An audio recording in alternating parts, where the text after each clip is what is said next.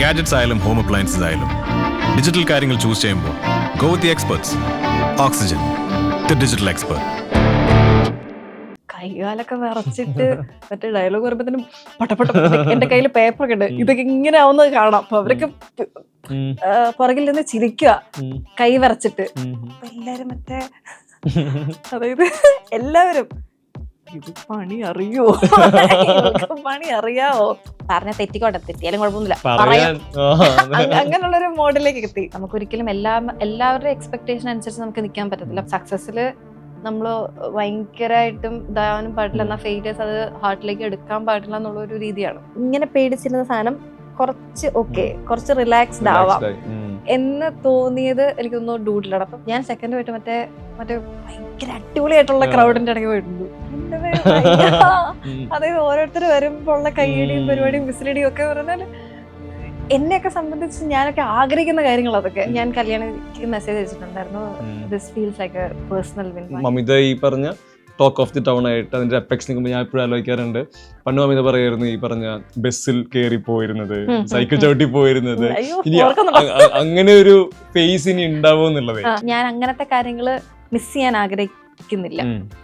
എനിക്കത് ഇപ്പോഴും വേണം, എനിക്കത് ഇപ്പോഴും ഇമ്പോർട്ടന്റ് ആണ്. എന്നെ കുറച്ചുകൂടെയും ഗ്രൗണ്ടഡ് ആക്കി നിർത്തുന്നതാണ്. അപ്പൊ എന്നോട് ഇങ്ങനെ റാൻഡം ആയിട്ട് ചോദിച്ചു, വിജയ് സാർ ഇങ്ങനെ പടം നിർത്തുക, അപ്പൊ അതിനെപ്പറ്റി എന്താണ്?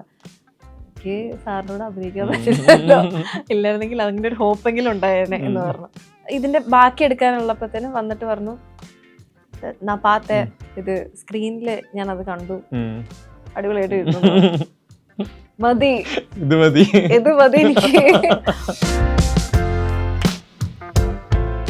വെൽക്കം മമിത. താങ്ക് യു ചേട്ടാ. ഇപ്പൊ മമിത ഇവിടെ ഇരിക്കുന്ന സമയത്ത് ഞാനിതിൽ കൂടുതൽ സന്തോഷം വരുന്ന ഒരു പോയിന്റ് എന്ന് പറയുന്നത് 2022 സൂപ്പർ ശരണ്യയുടെ റിലീസിന് ശേഷം നമ്മളൊരു ഇന്റർവ്യൂ എടുക്കുന്നത്. എനിക്ക് അന്നാണ് മമിത അത്രയും കൂടുതൽ ആളുകൾ കേൾക്കുന്നത്, അന്നായിരുന്നു കുറെ സംസാരിക്കുന്നു. അന്ന് സംസാരിക്കുന്ന സമയത്ത് മമിത കുറെ ആഗ്രഹങ്ങള്, സ്വപ്നങ്ങള് ഇതെല്ലാം ഷെയർ ചെയ്തിരുന്നു. സിനിമ എങ്ങനെ അയക്കണം, എങ്ങനെയോട് സർവൈവ് ചെയ്യാൻ ആഗ്രഹിക്കുന്നതെന്ന്. ഇപ്പോ ഡ്യൂഡിന്റെ പ്രൊമോഷന്റെ പാർട്ടായിട്ട് നമ്മളിപ്പോഴും സംസാരിക്കുമ്പോഴത്തേക്കും മമിത ഈ ഗ്രാഫ് വളരുന്നത് വിറ്റ്നസ് ചെയ്താളുന്ന രീതിയിൽ ഞാൻ ഭയങ്കര ഹാപ്പിയാണ്. ഈ ഓഡിയൻസിനെ പോലെ തന്നെ പിന്നെ ഇരിക്കുന്ന സമയത്തേക്ക് ഇപ്പൊ നമ്മൾ പറഞ്ഞു തീർത്ത ഒരു ഈവെന്റില് മമിത നടന്നു വരുമ്പോഴുള്ള ക്രൗഡിന്റെ ചിയറിങ് മുതൽ നമ്മൾ ഭയങ്കര എക്സൈറ്റഡ്. അന്ന് മമിത ആഗ്രഹിച്ചൊരു 3 വർഷം മുന്നേ ആഗ്രഹിച്ചിരുന്നതിന്റെ വലിയൊരു ഈ പറഞ്ഞ നെക്സ്റ്റ് ലെവൽ സ്റ്റെപ്പ് എന്നൊക്കെ പറയുന്ന പോലെ അത് അച്ചീവ് ചെയ്തിട്ടാണ് ഇരിക്കുന്നത്. അതിൽ ഭയങ്കര ഹാപ്പിയാണ്. കൺഗ്രാറ്റുലേഷൻസ്. ഈ ചോദിക്കാനുള്ളത് ഇത്രയേ ഉള്ളൂ, ഒരു post super Saranya, post Premalu, ഈ സോനയ്ക്കും റീനുവിനും ശേഷം കരിയറിൽ വലിയ മാറ്റം സംഭവിക്കുന്നുണ്ട്. ഈ ആളുകളുടെ ആക്സെപ്റ്റൻസ് വലുതാവുന്നു. അത് ഈ പറഞ്ഞ അതിർത്തി മാറി ഈ പറഞ്ഞ പാനൽ എന്നൊക്കെ പറയുന്നവർ എല്ലായിടത്തും ആളുകൾ മമിതയെ പറ്റി സംസാരിക്കുന്നു, സിനിമയെ പറ്റി സംസാരിക്കുന്നു. അതിനുശേഷമുള്ള കരിയർ, കുഞ്ഞ് കഥ കേൾക്കുന്നത് മുതൽ റിലീസ് വരെയുള്ള മമിത ആസ് ആൻ ആക്ടർ എന്താ ശരിക്കും? അയ്യോ, അങ്ങനെ ചോദിക്കുകയാണെന്നുണ്ടെങ്കിൽ ഈ പറഞ്ഞ പോലെ തന്നെ ചേട്ടൻ പറഞ്ഞ പോലെ ഒരു ഷിഫ്റ്റ് ഉണ്ടായിരുന്നു, ഒരു മേജർ ഷിഫ്റ്റ് ഉണ്ടായിരുന്നു. മോസ്റ്റ്ലി എനിക്ക് തോന്നുന്നു പ്രേമലു കഴിഞ്ഞിട്ടാണ് ആ ഷിഫ്റ്റ് ഭയങ്കരമായിട്ടും. കാരണം കേരളത്തിൽ മാത്രമല്ലാണ്ട് തമിഴ്നാട്ടിലും ഈ പറഞ്ഞ പോലെ കർണാടക ആ ഏരിയാസിലെല്ലാം, ആന്ധ്രാപ്രദേശ്, ഇവരെല്ലാവരും നമ്മളെ അറിയുക എന്ന് പറയുന്നത്, നമ്മളെ അപ്രോച്ച് ചെയ്യുക സിനിമയ്ക്ക് വേണ്ടിയിട്ട്, അതും ബേസിക്കലി ലീഡ് ക്യാരക്ടേഴ്സ് ആയിട്ട് ഭയങ്കര ഇമോഷണൽ ഡെപ്ത് ഉള്ള, ഭയങ്കര മാനറിസംസ് ഉള്ള ക്യാരക്ടേഴ്സ് നമുക്ക് കിട്ടുമ്പോൾ അത് ഭയങ്കര ഷിഫ്റ്റ് ആയിരുന്നു എനിക്ക്. അപ്പം ആഫ്റ്റർ പ്രേമലു സത്യം പറഞ്ഞാല് ലൈഫ് കുറച്ച് മാറി തന്നെ പറയാം. ഇപ്പം ഞാനിപ്പം ഒരു 1 year ആയിട്ട് ഓൾമോസ്റ്റ് ചെന്നൈ തന്നെയാ, ചെന്നൈ, ഹൈദരാബാദ്, അങ്ങനെ. അതെ. അപ്പോ കൊച്ചിക്ക് ഭയങ്കര ചിലപ്പോ മാസത്തിൽ ഒരു ദിവസമോ അല്ലെങ്കിൽ 2 മാസം കൂടുമ്പോൾ 2 ദിവസമൊക്കെ ആയിരിക്കും വരുന്നത്. അപ്പം അങ്ങനെ മാറി സത്യം പറഞ്ഞാൽ. ഈ സിനിമ ഇത് മാറുന്നതിനനുസരിച്ച് തന്നെ റെസ്പോൺസിബിലിറ്റിയും കൂടുന്നുണ്ടല്ലോ. ഒരു സിനിമയുടെ പാർട്ടാകുമ്പോൾ മമിത അവിടെ കാസ്റ്റ് ചെയ്യുന്ന സമയത്തേക്ക് ഓഡിയൻസ് അവിടെ തിയേറ്ററിൽ വരുമ്പോഴത്തേക്കും അവർക്ക് ഡെലിവർ ചെയ്യേണ്ട ഔട്ട്പുട്ടിൽ ഈ മിനിമം ഗ്യാരണ്ടി എന്നുള്ളത് അഷ്യൂർ ചെയ്യാന്നുള്ളത്, ഈ പെർഫോം ചെയ്യുന്ന സമയത്ത് അല്ലെങ്കിൽ വലിയ സിനിമയുടെ ഭാഗമാവുന്ന സമയത്ത് ഈ റെസ്പോൺസിബിലിറ്റി ഒരു എക്സ്ട്രാ ടെൻഷനോ അങ്ങനെയുണ്ടോ? തീർച്ചയായിട്ടും അവരുടെ സ്നേഹം എന്ന് പറയുന്നത് ഇറ്റ് കംസ് വിത്ത് റെസ്പോൺസിബിലിറ്റി സത്യം പറഞ്ഞാൽ. കാരണം അവര് നമ്മളെ ഇഷ്ടപ്പെടാൻ ഒരു റീസൺ ഉണ്ട്. അപ്പം അത് കീപ്പ് ചെയ്യുക, അവരുടെ എക്സ്പെക്ടേഷൻ, അല്ലെങ്കിൽ നമുക്കൊരിക്കലും എല്ലാവരുടെ എക്സ്പെക്ടേഷൻ അനുസരിച്ച് നമുക്ക് നിൽക്കാൻ പറ്റത്തില്ല. പക്ഷെ സ്റ്റിൽ നമ്മളെ ഓഡിയൻസ് വീണ്ടും സ്ക്രീനിൽ കാണുമ്പോൾ അവർക്ക് ആ ഒരു സന്തോഷം തോന്നണം എന്നുള്ളത് നമ്മൾ ഭയങ്കരമായിട്ട് ആഗ്രഹിക്കുന്ന ഒരു കാര്യമാണ്. അപ്പൊ അതെപ്പോഴും കീപ്പ് ചെയ്യാനായിട്ട് ശ്രമിക്കാറുണ്ട്. അങ്ങനെ ക്യാരക്ടേഴ്സ് കിട്ടുമ്പോഴാണെന്നുണ്ടെങ്കിലും അതൊരു ഓഡിയൻസ് പെർസ്പെക്റ്റീവിലേക്ക് ചിന്തിച്ചിട്ട് നമുക്ക് അതെങ്ങനെയാണ് ചെയ്യാൻ പറ്റുക എന്നുള്ള ഒരു തോട്ട് പ്രോസസ് ഒക്കെ പോകാറുണ്ട്. പിന്നെ ഈ പറഞ്ഞ പോലെ നമ്മൾ എന്ത് ചെയ്യുവാണെന്നുണ്ടെങ്കിലും, ഇപ്പം ഞാൻ പറയുന്നത് പ്രേമലു വരെ എനിക്ക് നല്ല സിനിമകൾ ചെയ്യണം, നല്ല സിനിമകളുടെ പാർട്ടാവണം എന്നുള്ളതായിരുന്നു എൻ്റെ മെയിൻ കൺസേൺ. പ്രേമലു കഴിഞ്ഞതിന് ശേഷം ഈ വിസിബിലിറ്റി കുറച്ചുകൂടെ വൈഡർ ആയതിനു ശേഷം ഞാൻ കുറച്ചുകൂടെ ഞാൻ പറയുന്ന കാര്യങ്ങൾ അല്ലെങ്കിൽ ഞാൻ പ്രസന്റ് ചെയ്യപ്പെടേണ്ട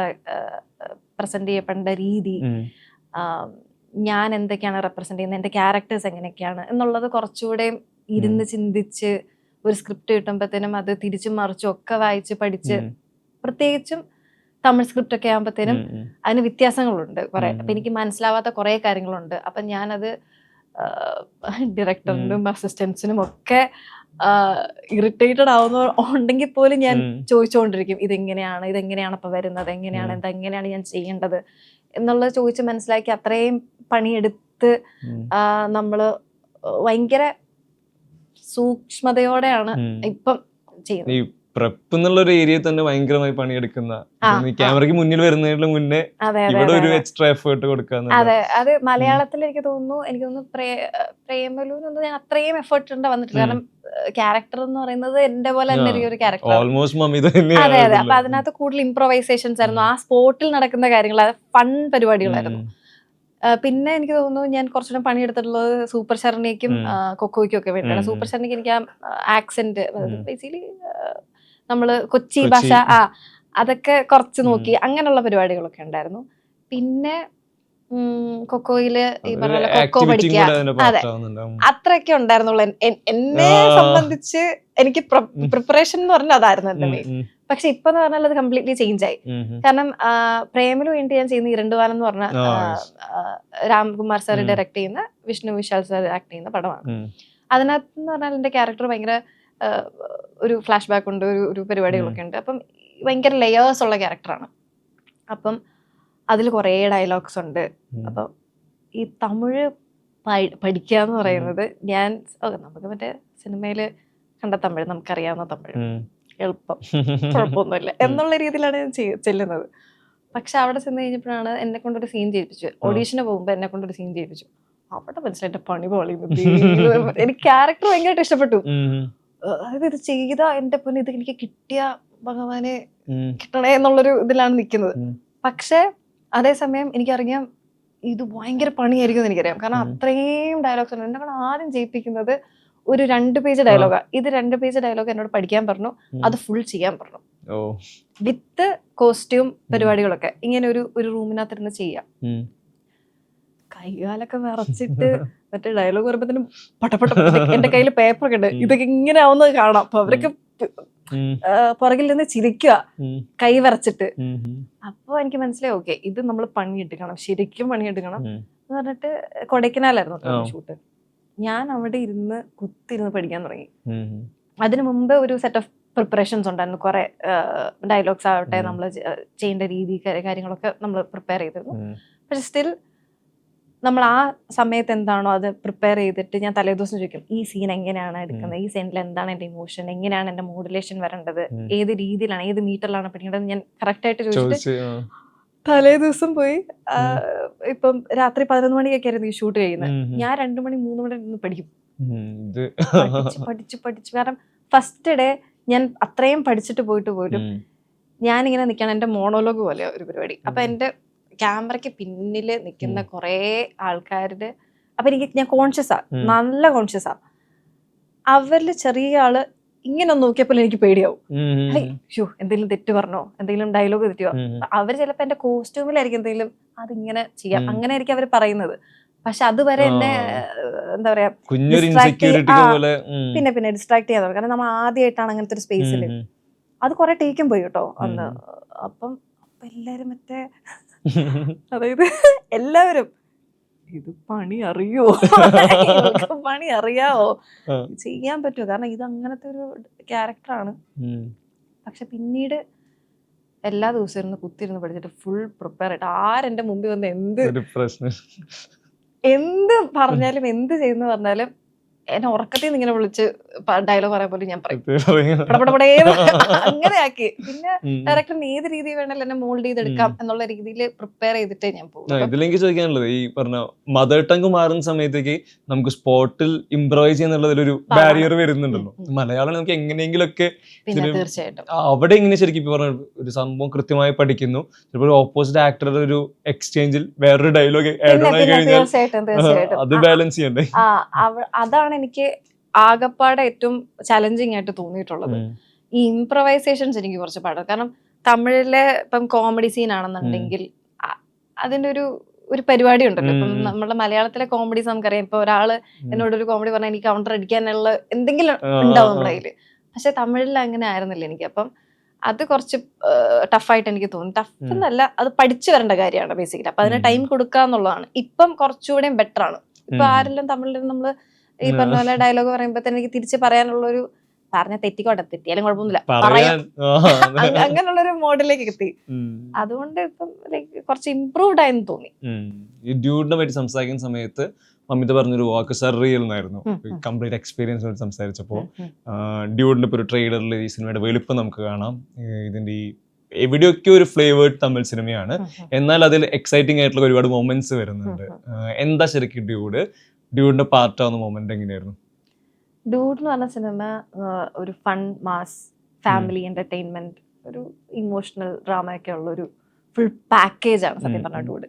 അപ്പം ദീപാവലിക്ക് റിലീസാണ്.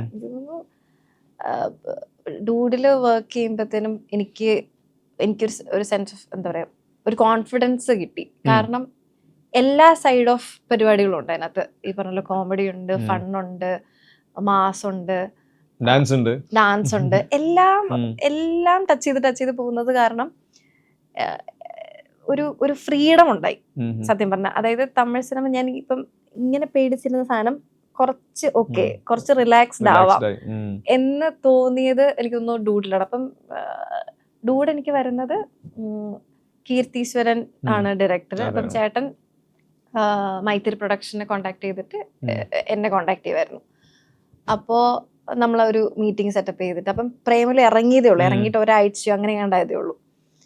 അപ്പോൾ അവിടെ ഞാൻ ചെന്നൈയിലുണ്ടായിരുന്നു. അപ്പം എന്നെ വന്ന് കണ്ട് ഡയറക്ടർ കഥ പറയുന്നത് അപ്പൊ എന്നോട് പറഞ്ഞു ആദ്യമായിട്ടാണ് കഥ ചെയ്യുന്നത്, ലൈക് പടം ചെയ്യുന്നത്, ഡെബ്യൂ ഡയറക്ടറാണെന്ന് പറഞ്ഞു. അപ്പൊ പക്ഷെ ആളുടെ കോൺഫിഡൻസും ആള് പറയുന്ന രീതിയൊക്കെ വെച്ചിട്ട് നമുക്ക് അങ്ങനെ തോന്നില്ല. ഭയങ്കര കൺവിക്ഷനോടെ എന്താ പറയുന്നത്, എന്താണ്, എങ്ങനെയാണ് വേണ്ടത് കറക്റ്റ് ആയിട്ട് അറിയാം. അപ്പൊ നമുക്ക് അതിൽ തന്നെ ഒരു കോൺഫിഡൻസ് ആവും. എന്നിട്ട് ഞാൻ ചോദിച്ചു ഇതെന്നെ കൊണ്ട് ചെയ്യാൻ പറ്റും, അപ്പം എന്ത് രീതിയിലാണ് ഞാനത് ഉദ്ദേശിക്കുന്നത്? കാരണം ഇപ്പൊ സൂപ്പർ സ്റ്റാറിനെ കണ്ടിട്ടാണ് എന്നെ അതിലേക്ക് വിളിച്ചതെന്ന് പറഞ്ഞു. എന്നിൽ നിന്ന് എന്താണ് എക്സ്പെക്ട് ചെയ്യുന്നത് ഞാൻ ചോദിച്ചിട്ടുണ്ടായിരുന്നു. അപ്പം ഹി സെഡ് എങ്ങനെയാണോ ഞാൻ അതുപോലെ, എന്നാൽ അതിന് വേറെ ഷെയ്ഡ്സ് ഉണ്ട്, പരിപാടി ഉണ്ട്, and I think you can do it എന്ന് പറഞ്ഞു. അപ്പൊ ഞാനിങ്ങനെ എല്ലാ സീനൊക്കെ നമ്മൾ ഓരോ സീനൊക്കെ ചെയ്ത് കഴിയുമ്പോഴത്തേനും ചോദിക്കൂട്ടോ ഇതെങ്ങനെയുണ്ട്, അത് ഓക്കെ ആയിരുന്നോ, ചേട്ടൻ ഉദ്ദേശിച്ച പോലെ വന്നിട്ടുണ്ടോ? പറഞ്ഞു ഐ എം ഹാപ്പി എന്ന് പറയുമ്പോൾ തന്നെ ഓക്കെ. അപ്പൊ ഡൂഡ് ഇസ് ബേസിക്കലി എന്താ പറയാ, ഒരു ഫൺ പാക്ഡ് ആയിട്ടുള്ള ഒരു ഇമോഷണൽ ഡ്രാമ ഉള്ള ഒരു പരിപാടിയാണ്. ഈ ഡ്യൂഡ് പറയുമ്പോൾ എനിക്കൊന്ന് പ്രദീപിനെ മെൻഷൻ ചെയ്യാൻ തോന്നുന്നു. ഓൾറെഡി നമുക്ക് പ്രദീപിന്റെ സിനിമകൾ കാണുന്ന സമയത്ത് ഇദ്ദേഹത്തിന് എനർജി ഭയങ്കര ഹൈ ആയിട്ട് ഇപ്പോഴും കാണാറുണ്ട്. ഭയങ്കര എനർജിയാണ്. പുള്ളി സ്ക്രീനിൽ വരുമ്പോഴേ അവിടെ ഒരു പമ്പിങ് നടക്കുന്നുണ്ട്. പക്ഷേ വൺസ് ഈ ഡ്യൂഡ് ട്രെയിലർ വരുന്ന സമയത്ത് മമിതയുടെ മീറ്റർ ഓൾമോസ്റ്റ് സിമിലർ ആണ്. മമിതയും ഈ എനർജി മെയിൻറ്റെയിൻ ചെയ്യുന്നുണ്ട്, ബാലൻസ് ചെയ്യുന്നുണ്ട്. ഈ വർക്കിംഗ് വിത്ത് പ്രദീപ് ഈ പറഞ്ഞ സ്ക്രീൻ മൊമെന്റുകൾ ഷെയർ ചെയ്യുന്നത്, നമ്മൾ നേരത്തെ പറഞ്ഞ എക്സ്ചേഞ്ചുകൾക്കൊക്കെ ഭയങ്കര സാധ്യതയുള്ള ഏരിയ ആണല്ലോ. അതെന്താ ശരിക്കും അതിലൊരു ടേക്ക് അവേ എന്തായിരിക്കും? ഇതിൽ എന്റെ ബിഗ്ഗസ്റ്റ് ടേക്ക് അവേ ഈ പറഞ്ഞ പോലെ തന്നെ ഇംപ്രവൈസേഷൻസ് കുറച്ചുകൂടെ ഇംപ്രൂവ് ചെയ്യുക എന്നുള്ളതായിരുന്നു. അതിന് എന്നെ പ്രദീപ് സാർ ഭയങ്കരമായിട്ട് ഹെൽപ്പ് ചെയ്തിട്ടുണ്ട്. അതായത് ഇപ്പം ഇങ്ങനൊരു ഞങ്ങൾ ഫസ്റ്റ് ടേക്കിലായിരിക്കും ഞങ്ങൾ അങ്ങോട്ടും ഇങ്ങോട്ടുള്ള എനർജി മനസ്സിലാക്കുന്നത്.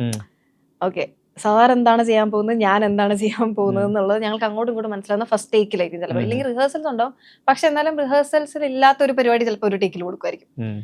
അപ്പൊ സെക്കൻഡ് ടേക്കാണ് നമ്മളുടെ ബേസിക്കലി കറക്റ്റ് ആവാറുണ്ട് മിക്കപ്പോഴും. അപ്പം സാർ എന്തെങ്കിലും പറയുമ്പോഴത്തേനും എൻ്റെ ഇംപ്രവൈസേഷൻ അത്രയും അല്ലെങ്കിൽ ഓൺ പോയിന്റ് അല്ലാന്നുണ്ടെങ്കിൽ ഹിൽ ഗീവ് മി സജഷൻസ്. ഇങ്ങനെ ചെയ്ത് നോക്കിയാൽ അല്പം കുറച്ച്, അല്ലെങ്കിൽ ഈ പരിപാടി തന്നെ ഈ മോഡുലേഷനിൽ പറഞ്ഞു നോക്കാം, അപ്പം കുറച്ചുകൂടെ ഡിഫറൻസ് ഉണ്ടാവും എന്ന് പറഞ്ഞ് എന്നെ ഹെൽപ്പ് ചെയ്ത് ആ രീതിയിൽ മനസ്സിലാക്കി. പിന്നെ ഇൻ ആൻഡ് ഔട്ട്, അതായത് സിനിമയ്ക്ക് അകത്തെ കാര്യങ്ങളും പുറത്തെ കാര്യങ്ങളും ഒക്കെ, ഇപ്പം തമിഴ് ഫിലിം ഇൻഡസ്ട്രീനെ കുറിച്ചും ഒക്കെ ആണെന്നുണ്ടെങ്കിലും ഫ്രീ ആയിട്ട് നമുക്ക് സംസാരിക്കാം, എന്ത് വേണമെങ്കിലും ചോദിക്കാം എന്നുള്ളൊരു സ്പേസ് തരുന്നതും റൈറ്റ് ഫ്രം ദ ബിഗിനിങ് ഭയങ്കര കംഫർട്ടബിൾ ആയിരുന്നു വർക്ക് ചെയ്യാനായിട്ട്. അതെനിക്ക് തോന്നുന്നു സാർ എല്ലാവരെയും അങ്ങനെ ആക്കും. ഈവൻ ആര് പുതുതായിട്ട് സെറ്റിൽ വന്നാൽ പോലും അവരെല്ലാവരെയും കംഫർട്ടബിൾ ആക്കി അവരെ ആ ഒരു സ്പേസ്. അതായത് ഞാൻ പ്രദീപ് സാറിനെ പറ്റി പറയുകയാണെന്നുണ്ടെങ്കിൽ ഞങ്ങൾക്ക് ഒരു സർപ്രൈസ് എന്ന് പറഞ്ഞ ഒരു ഗ്യാങ് ഉണ്ട് സിനിമയ്ക്കകത്ത് കേട്ടോ. ഇവരെല്ലാം ജെല്ല് ചെയ്യിപ്പിക്കാൻ വേണ്ടിയിട്ട് വെറുതെ ഗെയിം കളിക്കും. ഗെയിം എന്ന് വെച്ചാൽ എന്തെങ്കിലും ഒരു നമുക്കൊരു ഗെയിം കളിക്കാന്ന് പറഞ്ഞാൽ എല്ലാവരും എടുത്തും അതിൽ തന്നെ ഒരു സിങ്ക് അവിടെ ഉണ്ടാവും. നമ്മളത് എന്താ പറയാ ഒന്ന് ചിന്തിച്ച് കഴിയുമ്പോഴാണ് ഓക്കെ സാർ ഇതിന് ചെയ്തതിനൊരു പേർപ്പസ് ഉണ്ട്. ബേസിക്കലി ചുമ്മാ ടൈം പാസിനല്ല ചെയ്തത്, മറിച്ച് ഇവരെല്ലാം ജെല്ലാക്കുക. കാരണം അടുത്ത ടേക്കില് ദ ഹോൾ വൈബേ ഡിഫറെന്റ് ആയിരിക്കും, അവര് തമ്മിലുള്ള പരിപാടി ഒക്കെ ഡിഫറെന്റ് ആയിരിക്കും. അപ്പം എനിക്ക് തോന്നുന്നു തീർച്ചയായിട്ടും അതാണ് ആ ഡയറക്ടർ ആയതുകൊണ്ട് കൂടെ ആയിരിക്കും he knows how to handle everything. അതായത് ഒരു ആക്ടേഴ്സിന്റെ കാര്യങ്ങളാണെങ്കിലും ഡയറക്ഷനിലുള്ള കാര്യങ്ങളാണെങ്കിലും എല്ലാ കാര്യങ്ങളും നല്ല നല്ല രീതിക്കാണ് മാനേജ് ചെയ്യുന്നത്. അപ്പൊ അത് നമുക്ക് എനിക്കൊക്കെ ഒരു ലേണിംഗ് ആടുന്നത്. നമ്മളിപ്പോ സംസാരിക്കുന്ന സമയത്ത് ലോക മലയാളത്തിലെ ഏറ്റവും വലിയ വിജയമായിട്ട് മാറിയിരിക്കുകയാണ് ഒരു ഫീമെയിൽ ലീഡ് സിനിമ കല്യാണിയുടെ ലോകം തന്നെയാണ് എപ്പോഴും പറയുന്നത്. ഈ പറഞ്ഞ പോലെ ഒരു 300 കോടി കളക്ഷൻ എന്നൊക്കെ പറഞ്ഞ് ഏറ്റവും വലിയ ഹിറ്റ് ആവുന്നു. എന്നാൽ കേരളത്തിൽ മാത്രമല്ല മറ്റുള്ള എല്ലായിടത്തും തന്നെ ഡിസ്കഷൻ ആവുന്നു, സിനിമ കാണാൻ ആളുകൾ വരുന്നു. ഈ ഇൻഡസ്ട്രിയുടെ പാർട്ടായി നിൽക്കുന്ന ആളെന്ന രീതിക്ക്, ഒരു നടി എന്ന രീതിയിൽ ശരിക്കും ഇതൊരു പേഴ്സണൽ പ്രൈഡ് മൊമെന്റ് ഒക്കെ അല്ലേ? പിന്നെ it feels like a personal win. അതായത് എനിക്ക് തോന്നുന്നു കല്യാണിക്ക് തന്നെയാണെന്ന് തോന്നുന്നു ഞാനിത് മെസ്സേജ് അയച്ചിട്ടുണ്ടായിരുന്നു. ദാറ്റ് ഞാൻ ഫസ്റ്റ് ഷോയ്ക്ക് തന്നെ പോയി കണ്ടു, പടം ഇറങ്ങിയിട്ട് എനിക്ക് എന്താ പറയാ, ഫസ്റ്റ് നമ്മുടെ ടൈറ്റിലൊക്കെ കാണിക്കുമ്പോ തന്നെ ഒരു പരിപാടി വരൂലേ, അത് കണ്ടപ്പോ തന്നെ ഒരു പരിപാടി കൊള്ളാം. ആൻഡ് ദെൻ ഇത് കഴിയുമ്പത്തേനും എന്താന്നറിയത്തില്ല, നമുക്കൊരു സാറ്റിസ്ഫാക്ഷൻ, ഭയങ്കര ഹാപ്പിനെസ് തോന്നും. അതായത് വേഫെയറർ പോലത്തെ ഒരു പ്രൊഡക്ഷൻ ഇതിനെ ബാക്ക് ചെയ്ത് ഇത്രയും സപ്പോർട്ട് ചെയ്ത് ഈ ഒരു ലെവലില് എന്താ പറയുക ഇത്രയും വലിയ സ്കെയിലില് ഇങ്ങനെ ഒരു പടം വരുമ്പോഴത്തേനും അതിന്റെ പിന്നിൽ നിൽക്കുന്ന എല്ലാവരും അതിന് ഒത്തനുസരിച്ച് വർക്ക് ചെയ്ത് ഇത്രയും ബ്യൂട്ടിഫുൾ ആയിട്ടുള്ള ഒരു പടം ഇറക്കുമ്പോഴത്തേനും ആക്ച്വലി വി ഫീൽ ഹാപ്പി ഭയങ്കരമായിട്ട്. അപ്പം ഞാനും എൻ്റെ ഫ്രണ്ട്സും കൂടെ ഒക്കെയാണ് പോയത്. അപ്പം നമ്മളിത് കഴിഞ്ഞിട്ട് ഈ സിനിമ ഇറങ്ങി ഞങ്ങൾ കഴിക്കാൻ പോയി, ഇതിന്റെ ഇടയ്ക്കെല്ലാം ഇതിന്റെ ഡിസ്കഷനാ, ഇങ്ങനെ ഡിസ്കസ് ചെയ്തുകൊണ്ടിരിക്കുക. പിന്നെയും ഞാൻ ഒന്നുകൂടെ പോയി കണ്ടു. ഞാനിത് ഫസ്റ്റ് പോയി കണ്ടത് തിയേറ്ററിൽ ഫുൾ ആൾക്കാരായിരുന്നു, പക്ഷെ കുറച്ചുകൂടെ ഫാമിലി അങ്ങനെ ഒരു ക്രൗഡായിരുന്നു. ഞാൻ സെക്കൻഡ് പോയിട്ട് മറ്റേ ഭയങ്കര അടിപൊളിയായിട്ടുള്ള ക്രൗഡിന്റെ ഇടയ്ക്ക് പോയിട്ടുണ്ട്. അതായത് ഓരോരുത്തർ വരുമ്പോൾ ഉള്ള കയ്യടിയും പരിപാടിയും വിസിലടിയും ഒക്കെ പറഞ്ഞാൽ എന്നെയൊക്കെ സംബന്ധിച്ച് ഞാനൊക്കെ ആഗ്രഹിക്കുന്ന കാര്യങ്ങൾ അതൊക്കെ. അപ്പം അത് കിട്ടാന്ന് പറയുന്നത് ഒരു വലിയ കാര്യമാണ്. ആൻഡ് എന്താ പറയാ, ഞാൻ കല്യാണിക്ക് മെസ്സേജ് അയച്ചിട്ടുണ്ടായിരുന്നു, this feels like a personal win, ഭയങ്കര അടിപൊളിയായിട്ട് ചെയ്തിട്ടുണ്ട്, അത് ഭയങ്കര നന്നായിട്ടാണ് പ്രസന്റ് ചെയ്തിരിക്കുന്നത്, ആൻഡ് ഭയങ്കര ഹാപ്പി ആയി എന്ന് പറഞ്ഞിട്ടുണ്ടായിരുന്നു. ഈ ആളുകളുടെ ആക്സെപ്റ്റൻസ് എന്നുള്ളത് എനിക്ക് തോന്നിയിട്ടുള്ളത് എപ്പോഴും ഒരു ആക്ടറുടെ ഏറ്റവും വലിയ പ്രിവിലേജ് ഒന്നാണല്ലോ, ഇത്ര ആളുകളെ അക്സെപ്റ്റ് ചെയ്യാനുള്ളത്, ബേസിക്കലി റെക്കഗ്നൈസ് ചെയ്യാൻ ഉള്ളത്, ഒരു ഇമോജി ഒക്കെ അയക്കുന്നതായിരിക്കാം. ഇതൊക്കെ നിങ്ങൾ ഇഷ്ടമുള്ളതുകൊണ്ടാണ് ഇവരെല്ലാം ഇത് ചെയ്യുന്നത്. ഈ പറഞ്ഞ പോലെ ഒരു ടൈമിൽ പ്രേമലുവിന്റെ ഒരു പോസ്റ്റ് റിലീസിൽ മമിത സെൻസേഷനിലാവുമ്പോൾ ഈ ട്വിറ്ററിൽ ഈ പല വീഡിയോ കട്ട്സ് വരുമല്ലോ ട്രെയിലറിലെ സിനിമകൾ വിഷ്വൽ വെച്ചിട്ട്, അത് പക്ഷേ ചിലപ്പോൾ ഒരു 90s ഒരു പാട്ടായിരിക്കാം അതിന്റെ സ്കോർ വരുന്നത്. ഇവര് അവരുടെ സ്നേഹം പ്രകടിപ്പിക്കുന്നത് ഇങ്ങനെയാണല്ലോ പല പല രീതികളിൽ.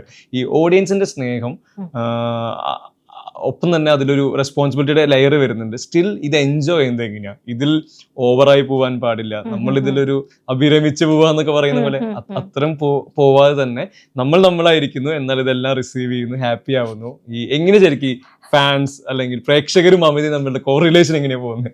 എനിക്ക് തോന്നുന്നു അവിടെയാണ് നമ്മുടെ ഫ്രണ്ട്സിന്റെ ഒരു പാർട്ട് വരാൻ. അതായത് നമ്മൾ എത്ര നല്ലത് എന്തൊക്കെയാണെങ്കിൽ പോലും ഞാൻ അത്രയും സോഷ്യൽസിനകത്ത് അങ്ങനെ എപ്പോഴും നോക്കിക്കൊണ്ടിരിക്കില്ല, എനിക്കങ്ങനെ ശീലമില്ലാത്തതുകൊണ്ട്. അപ്പം എന്തെങ്കിലുമൊക്കെ ഉണ്ടെന്നുണ്ടെങ്കിൽ ആരെങ്കിലും ഒക്കെ വെൽ വിഷേഴ്സ് നമുക്കിങ്ങനെ അയച്ചു തരും, കുറെ നല്ല കാര്യങ്ങളൊക്കെ ഇങ്ങനെ അയച്ചു തരും. അപ്പോഴാണ് നമ്മൾ ഇത്രയും നല്ലതായി ഓക്കെ ഭയങ്കര ഹാപ്പി ആയിട്ടിരിക്കുന്ന സമയത്ത് എന്തെങ്കിലും ഒരു ഒരു ട്രോളോ മീമോ സാധനങ്ങളുണ്ടെങ്കിൽ അപ്പോഴേ അത് മാത്രം ഫോക്കസ് ചെയ്തുകൊണ്ട് ഫ്രണ്ട്സ് അയച്ചു തരും. അപ്പൊ നമ്മൾ അപ്പൊ തന്നെ ഗ്രൗണ്ട് ഇടാം. സമാധാനം, ഓക്കെ, സന്തോഷമായി. അപ്പൊ ഇറ്റ്സ് ലൈക്ക് അത് അതിന്റെ ഒരു ബാലൻസ് കീപ്പ് ചെയ്യാന്നുള്ളത് എപ്പോഴും ശ്രദ്ധിക്കുന്നൊരു കാര്യമാണ്. അതായത് നമ്മള് സക്സസ്സില് നമ്മള് ഭയങ്കരമായിട്ടും ഇതാവാനും പാടില്ല, എന്നാൽ ഫെയിലിയേഴ്സ് അത് ഹാർട്ടിലേക്ക് എടുക്കാൻ പാടില്ല എന്നുള്ള ഒരു രീതിയാണ്. എന്താണെന്നുണ്ടെങ്കിൽ ഇപ്പം success and failure is A part of it. അത് നമ്മൾ എങ്ങനെ ഹാൻഡിൽ ചെയ്തു പോകുന്നു. നമുക്കറിയാം നമ്മളൊരു ക്യാരക്ടർ ചെയ്യുമ്പോൾ അല്ലെങ്കിൽ നമ്മളൊരു സിനിമ ചെയ്യുമ്പോഴത്തേനും നമുക്ക് ഇത് സക്സസ് ആവും, ഇത് ഫെയിലിയർ ആവും എന്ന് ഉദ്ദേശിച്ചിട്ടല്ല നമ്മൾ ചെയ്യുന്നത്. നമ്മുടെ ഒരു കൺവിക്ഷനിൽ, നമ്മുടെ ഒരു വിശ്വാസത്തിൽ നമുക്ക് ഇത് നന്നായിട്ട് പോർട്രേ ചെയ്യാൻ പറ്റും എന്നുള്ളൊരു വിശ്വാസത്തിലാണ് നമ്മൾ ചെയ്യുന്നത്. ഈ ചെയ്ത് കഴിയുമ്പോഴായിരിക്കും നമ്മൾ തന്നെ നമുക്ക് മനസ്സിലാകും നമ്മൾ ഈ ക്യാരക്ടർ ഇങ്ങനെയാണ് ചെയ്തിരിക്കുന്നത്. അതിനകത്തുള്ള ചില ഫ്ലോസ് ഉണ്ടാവും, ചിലത് നല്ലതായിരിക്കും. അപ്പം ഇതെല്ലാം എടുത്തിട്ട് നമ്മൾ ഫിൽറ്റർ ചെയ്ത് നമുക്ക് വേണ്ടത് മാത്രം എടുക്കുക, വേണ്ടാത്തത് കളയുക. അതായത് ചുമ്മാ ഹെയ്റ്റ് കമന്റ്സ് ആണെന്നുണ്ടെങ്കിൽ നമ്മൾ മനസ്സിലാക്കുക അത് ഹെയ്റ്റ് കമന്റ്സ് ആണ്. അതേസമയം നല്ല ക്രിറ്റിസിസം ആണെന്നുണ്ടെങ്കിൽ അത് എടുക്കുക, ഓക്കെ, നമ്മളുടെ ഇമ്പ്രൂവ്മെന്റിന് വേണ്ടിയിട്ടാണത്. അപ്പോൾ അതിന്റെ ഒരു ഫൈൻ ബാലൻസ് ഉണ്ട്. അപ്പൊ ഞാനത് എപ്പോഴും കീപ്പ് ചെയ്യാനായിട്ട് ശ്രമിക്കാറുണ്ട്. ചില സമയത്തൊക്കെ പാളിപ്പോകും, പക്ഷെ എന്തായാലും ഈ ലൈഫ് മാറുന്നുണ്ടല്ലോ ഒരു പോയിന്റ്. ഞാൻ ആ സമയത്തൊക്കെ ഇപ്പം മമിത ഈ പറഞ്ഞ ടോക്ക് ഓഫ് ദി ടൗൺ ആയിട്ട് അതിന്റെ എഫക്ട്സ് നിൽക്കുമ്പോൾ ഞാൻ എപ്പോഴും ആലോചിക്കാറുണ്ട്. പണ്ട് മമിത പറയായിരുന്നു ഈ പറഞ്ഞ ബസ്സിൽ കയറി പോയിരുന്നത്, സൈക്കിൾ ചവിട്ടി പോയിരുന്നത്, ഇനി അങ്ങനെ ഒരു ഫേസ് ഇനി ഉണ്ടാവും എന്നുള്ളത്. അതായത് ഈ പബ്ലിക്കിന്റെ ഇടയിൽ ഏറ്റവും പ്രധാനപ്പെട്ട ആളുകളിൽ ഒരാളായി ഇവർ ഒരു ചിലപ്പോൾ ഒരു ഫ്ലാഷ് ഓഫ് സെക്കൻഡ് ചിലപ്പോൾ കണ്ടു കഴിഞ്ഞാൽ റെക്കഗ്നൈസ് ചെയ്യുന്നു. ഈ പേഴ്സണൽ ലൈഫ്, പബ്ലിക് ലൈഫ്, ഇതിന്റെ ബാലൻസ് ശരിക്കും ഈസി ആണോ ഇനി ഇപ്പൊ പോയിക്കൊണ്ടിരിക്കുന്ന ഒരു കരിയറിൽ? ഇപ്പൊ വരെ എനിക്കത് ഒരു ഭയങ്കര ബാരിയർ ആയിട്ട് തോന്നിയിട്ടില്ല. ഞാനിപ്പോഴും ബസ്സിൽ പോകണമെന്നുണ്ടെങ്കിൽ ബസ്സിൽ പോകും. ഞാൻ ഓട്ടോയിൽ പോകും. ഞങ്ങൾ ചെന്നൈയില് വെറുതെ ഇപ്പൊ ഒരു ദിവസത്തിൽ കുറച്ച് നേരം ഷൂട്ടില്ലാന്നുണ്ടെങ്കിൽ ഞാനും എൻ്റെ അസിസ്റ്റന്റ് ചേട്ടനൊക്കെ ആണെങ്കിൽ എന്തെങ്കിലും മേടിക്കാനൊക്കെ ആണെങ്കിൽ ഞങ്ങൾ ഒരുമിച്ച് പോവും, ഓട്ടോയിൽ പോവും. വെറുതെ വഴി കൂടെ കറങ്ങി നടക്കും. അങ്ങനെ ഇപ്പം മാസ്ക് ഒക്കെ ഉണ്ടാവും. അതായത് ഇപ്പം ചെറിയ പ്രൈവസിയോ അല്ലെന്നുണ്ടെങ്കിൽ ഇപ്പം നമ്മൾ കോലം കെട്ടിരിക്കുന്ന സമയത്ത് നമുക്ക് ഫോട്ടോ ഒന്നും ആരും ചോദിച്ചാല് അയ്യോ നമ്മൾ അത്രയും നല്ല രീതിയിലല്ല ഇരിക്കുന്നുണ്ടെങ്കിൽ മാസ്ക് ഒക്കെ വെച്ചിട്ട് അങ്ങ് പോവും. പക്ഷെ ഞാൻ അങ്ങനത്തെ കാര്യങ്ങള് മിസ് ചെയ്യാൻ ആഗ്രഹിക്കുന്നില്ല. എനിക്കത് ഇപ്പോഴും വേണം, എനിക്കത് ഇപ്പോഴും ഇമ്പോർട്ടൻ്റ് ആണ്. എന്നെ കുറച്ചുകൂടെയും ഗ്രൗണ്ടഡ് ആക്കി നിർത്തുന്നതാണ്. കാരണം എനിക്കിഷ്ടമുള്ള കാര്യങ്ങളാണത്. കാരണം നമ്മളിപ്പോ ഓക്കെ നമ്മുടെ കരിയർ മാറിയെന്ന് വെച്ചിട്ട് നമ്മളല്ലാതാവുന്നില്ലല്ലോ. എനിക്കിഷ്ടമുള്ള കാര്യങ്ങൾ എപ്പോഴും ഞാൻ അത് അങ്ങനെ തന്നെ ചെയ്യാനായിട്ട് ശ്രമിക്കാറുണ്ട് എപ്പോഴും. പിന്നെ ഉള്ളതെന്ന് വെച്ചാല് നമ്മളുടെ ഫ്രണ്ട്സിന്റെ കൂടെ ഒക്കെ ഉള്ള സമയമൊക്കെ ഭയങ്കരമായിട്ട് കുറവാണ്. അപ്പൊ അത് ശരിക്കും മിസ് ചെയ്യുന്നുണ്ട്. അപ്പം ഞാനുള്ളപ്പോ അവരില്ല, അവരുള്ളപ്പോ ഞാനില്ല, അങ്ങനെയുള്ള കാര്യങ്ങളൊക്കെയാണ് പിന്നെയും കുറച്ചുകൂടെ ബോദർ ചെയ്യുന്നത് തന്നെ. ജസ്റ്റിൽ അതൊക്കെ ഒരു പോയിന്റ് കഴിയുമ്പോഴത്തേനും ഇപ്പം ഞാൻ ഇപ്പൊ പ്രേമലു കഴിഞ്ഞിട്ട് ഇത്രയും പടങ്ങൾ ചെയ്യുന്നു. ഇതൊക്കെ ഒരു റഷിലാണല്ലോ, ഒരു വൺ ആഫ്റ്റർ അതർ ഇങ്ങനെ പൊയ്ക്കൊണ്ടിരിക്കുന്നത് കാരണം എനിക്കത് ഫീൽ ആവുന്നതാന്ന് തോന്നുന്നു. ഇപ്പൊ കുറച്ചുകൂടെ നാൾ കഴിയുമ്പോഴത്തേനും ഇതൊക്കെ ഒന്ന് സെറ്റിൽ ഡൗൺ ആവും. അപ്പം ഞാൻ ചിലപ്പം ഒരു വർഷത്തില് ഒരു പടമോ അങ്ങനെ എന്തെങ്കിലുമൊക്കെ ചെയ്യുവാണെന്നുണ്ടെങ്കിലോ ഈ ഒരു ഭയങ്കര റഷ് എന്നുള്ള സമയത്ത് ഒരു ഗ്രാഫ് ഒന്ന് സസ്റ്റെയിൻ ആവുന്ന സമയത്തൊക്കെ I think I can find some time for this also. So അതുകൊണ്ട് ഈ റഷ് പറ്റി പറഞ്ഞപ്പോൾ മലയാള സിനിമ ഏറ്റവും സ്പീഡിൽ ഓടുന്ന ലാപ്പിലാണ് പോയിക്കൊണ്ടിരിക്കുന്നത്. ആ സമയത്ത് പ്രേമലുവിന് ശേഷം മലയാളത്തിൽ മമിതയെ കണ്ടു കിട്ടുന്നില്ല, കാണുന്നില്ല. ഈ മലയാളം സിനിമ ഇൻഡസ്ട്രി അടുത്ത മലയാള സിനിമ ഇപ്പം ഗിരീഷ് ചേട്ടൻ, നിവിൻ ചേട്ടൻ ചെയ്യുന്ന ബദ്ലഹേം കുടുംബ യൂണിറ്റാണ്. അത് പിന്നെ അതേപോലെ തന്നെ ആഷിഖ് ഉസ്മാൻ സർ പ്രൊഡ്യൂസ് ചെയ്യുന്ന, ഡിനോയ് ചേട്ടൻ ഡയറക്ട് ചെയ്യുന്ന സംഗീതം. ഇത് രണ്ടുമാണ് ഇപ്പം ആസ് ഓഫ് നൗ രണ്ടും ഉള്ളത്. അപ്പോ അങ്ങനെ നിൽക്കുന്നു. ഈ സ്ക്രിപ്റ്റ് സെലക്ഷൻ അല്ലെങ്കിൽ സ്ക്രിപ്റ്റ് റീഡിംഗ് പറഞ്ഞല്ലോ, ഭയങ്കര ഈ പറഞ്ഞ പോലെ അതിൽ കൂടുതൽ എഫേർട്ട് ഇടുന്നുണ്ട്. എന്ത് ചൂസ് ചെയ്യണം, എങ്ങനെ ചൂസ് ചെയ്യണം, ക്യാരക്ടറിന് കൂടുതൽ ഇമ്പോർട്ടൻസ് കൊടുക്കുന്നു. ഇതിനൊക്കെ ഒപ്പം തന്നെ പ്രധാനപ്പെട്ടതാണ് ഈ സിനിമ കൾച്ചർ എന്നുള്ളത് പല ഇൻഡസ്ട്രികളിലെ. ഇപ്പോൾ ഒരു മലയാളം സിനിമയുടെ ലൊക്കേഷൻ അല്ല ഒരിക്കലും ഒരു തമിഴ് സിനിമ ലൊക്കേഷൻ എന്ന് പറയുന്നത്. ഈ രണ്ട് ഇൻഡസ്ട്രിയിലും വളരെ ആക്റ്റീവായി പ്രവർത്തിക്കുന്ന ഒരു അഭിനേത്രി എന്ന രീതിയിൽ ഇതെങ്ങനെയാണ് ഇതിന്റെ ഒരു വേരിയിങ് എങ്ങനെയാണ് ഈ പറഞ്ഞ പോലെ Malayalam industry and Tamil industry cinema culture എനിക്ക് അത്രയും ഭയങ്കര ഡിഫറൻസ് ആയിട്ട് തോന്നിയിട്ടില്ല. കാരണം ഞാനിപ്പോ ഏത് സെറ്റിലേക്ക് പോയപ്പോൾ ഈ മലയാളം അല്ലെങ്കിൽ തമിഴാണെങ്കിൽ പോലും ഏത് സെറ്റിലേക്ക് പോയാലും ഞാനൊരു ക്ലീൻ സ്ലേറ്റോടെയാണ് പോകാറുള്ളത്. കാരണം അവിടുത്തെ അറ്റ്മോസ്ഫിയർ വേറെ ആയിരിക്കും. അപ്പൊ ഞാൻ എന്തെങ്കിലും ഒക്കെ ഒരു ഓക്കെ ഇതിങ്ങനെ ആയിരിക്കും വരാൻ പോകുന്നത്, ഇങ്ങനെ നിൽക്കണം അങ്ങനെയാണെന്നുള്ള സാധനത്തിൽ പോയി കഴിഞ്ഞാൽ ചിലപ്പോൾ പണിയാവും. കാരണം ഡയറക്ടർ അതായിരിക്കില്ല ഉദ്ദേശിക്കുന്നത്. അപ്പം എപ്പോഴും ക്ലീൻ സ്ലേറ്റിലൂടെ പോകുന്നതാണ് എനിക്കും അഡാപ്റ്റ് ചെയ്യുന്നത് എളുപ്പമാണ്. അപ്പോൾ അവർക്ക് എങ്ങനെയാണോ അവര് സിനിമ വിഷൻ ചെയ്യുന്നത്, അവരുടെ രീതിയിൽ എങ്ങനെയാണ്, അപ്പൊ അവര് പറഞ്ഞു തരും നമുക്ക് ഇങ്ങനെയാണ്, ഈ ഒരു പരിപാടിയാണ് ഉദ്ദേശിക്കുന്നത്. നമ്മൾ ആ ഒരു രീതിയിൽ എന്നെ തന്നെ അഡാപ്റ്റ് ചെയ്ത് ഞാൻ ആ രീതിയിൽ ഡയലോഗ് പറയുക, അങ്ങനെയുള്ള പരിപാടികളൊക്കെ ഉണ്ട്. അതല്ലാണ്ട് ഭയങ്കര ഡിഫറൻസ് ആയിട്ട് എനിക്ക് തോന്നിയിട്ടുള്ള ഫുഡ്, അങ്ങനത്തെ കാര്യങ്ങളൊക്കെയാണ്. ഫുഡ് പിന്നെ ഈ പറയുന്ന പോലെ കൊച്ചി വരാൻ പറ്റുന്നില്ല, അങ്ങനെ ചുറ്റും ഫുൾ തമിഴ് സ്പീക്കിംഗ് ആൾക്കാരായിരിക്കും, അല്ലെങ്കിൽ തെലുഗു ആയിരിക്കും. അപ്പോൾ അതൊക്കെയാണ് എൻ്റെ മേജർ ആയിട്ടുള്ള ഡിഫറൻസസ് എനിക്ക് ഫീൽ ആയിട്ടുള്ളത്. പിന്നെ സ്കെഡ്യൂൾസ്, ഇപ്പം മലയാളത്തില് മിക്ക പടങ്ങളും തന്നെ ഇപ്പം എക്സെപ്ഷണൽ ഉണ്ടാവും, പക്ഷെ അതല്ലാതെ മിക്ക പടങ്ങളും നമുക്ക് ഒരു സ്കെഡ്യൂളിൽ തന്നെ തീർക്കുന്നതായിരിക്കും. പക്ഷെ അവിടെ എന്ന് വെച്ചാൽ ഇപ്പം 6 മാസത്തിൽ കൂടുമ്പോഴത്തേനും ഇപ്പം 6 മാസത്തിൽ ബ്രേക്ക് ഡൗൺ ചെയ്യും ഇന്ത്യൻ. അതിനനുസരിച്ച്, കാരണം ലുക്ക് മെയിൻറ്റെയിൻ ചെയ്യണം, അങ്ങനെയുള്ള കുറെ പരിപാടികളൊക്കെ ഉണ്ട്. ഇതിന്റെ ഇടയ്ക്ക് വേറെ പടങ്ങൾ വരും, അപ്പൊ അതിന്റെ ലുക്ക് വേറെ ആയിരിക്കും. അപ്പൊ ഇതെങ്ങനെ മാനേജ് ചെയ്യും എന്നുള്ള സാധനം. അപ്പൊ അങ്ങനെയുള്ള ഡിഫറൻസസ് അല്ലാണ്ട് എനിക്ക് മേജർലി വേറെ ഡിഫറൻസസ്. ഈ വലിയ സിനിമകളെ പറ്റി പറയുമ്പോൾ എനിക്ക് തോന്നുന്നു ഉറപ്പായിട്ടും വിജയ് മൂവി, സൂര്യ മൂവി എന്നുള്ളത്. ഇപ്പൊ ജനനായകനുണ്ട്, സൂര്യ പടത്തിന് പേരിട്ടിട്ടില്ല. ഈ പറഞ്ഞ ഇതും ഈ മമിത ആഗ്രഹിച്ച ഒരു ഡ്രീം കരിയർ റണ്ണിന്റെ പാർട്ടാണല്ലോ. തീർച്ചയായിട്ടും. ഇപ്പൊ ജനനായകനില് ഈ വിജയുടെ തന്നെ ഫൈനൽ മൂവി എന്ന നിലവിൽ പറയുന്ന സിനിമയുടെ ഭാഗമാവുന്നു, ത്രൂ ഔട്ട് ക്യാരക്ടർ. എന്താ ശരിക്കും ഇതും നേരത്തെ പറഞ്ഞ സർറിയൽ തന്നെയല്ലേ? പിന്നെ ഞാൻ പ്രേമലുവിന്റെ സമയത്ത് ഒരു ഇന്റർവ്യൂ കൊടുത്തിട്ടുണ്ടായിരുന്നു. അപ്പൊ അപ്പോഴാണ് വിജയ് സാറ് സിനിമ നിർത്തുകയാണെന്നുള്ള ഒരു പോസ്റ്റും കാര്യങ്ങളും ഒക്കെ വന്നിട്ടുണ്ടായിരുന്നു, ന്യൂസ് ഉണ്ടായിരുന്നു. അപ്പൊ എന്നോട് ഇങ്ങനെ റാൻഡം ആയിട്ട് ചോദിച്ചു, വിജയ് സാർ ഇങ്ങനെ പടം നിർത്തുകയെന്ന് കേട്ടപ്പോ അതിനെപ്പറ്റി എന്താണ്, എനിക്ക് സാറിനോട് അഭിനയിക്കാൻ പറ്റില്ലല്ലോ, ഇല്ലായിരുന്നെങ്കിൽ അങ്ങനെ ഒരു ഹോപ്പെങ്കിലും ഉണ്ടായേനെ എന്ന് പറഞ്ഞു.